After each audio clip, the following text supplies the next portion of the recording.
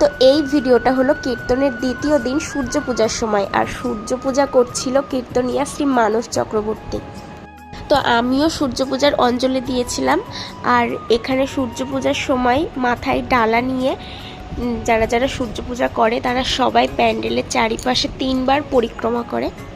তো তারপরে এখানে প্যান্ডেলের চারিপাশে 3 বার পরিক্রমা করার পর এখানে সবাই পুজোয় বসে পড়েছিল। আর এই যে এখানে সমস্ত পুজোর সব ডালা সাজানো ছিল।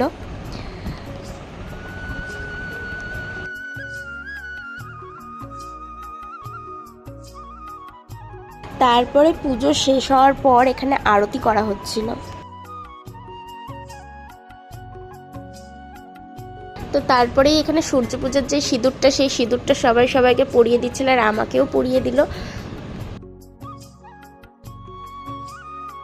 সূর্য পূজা শেষ হয়ে যাওয়ার পর শ্রী মানস চক্রবর্তীর গানে আবারও সবাই মিলে খুব আনন্দ করলাম।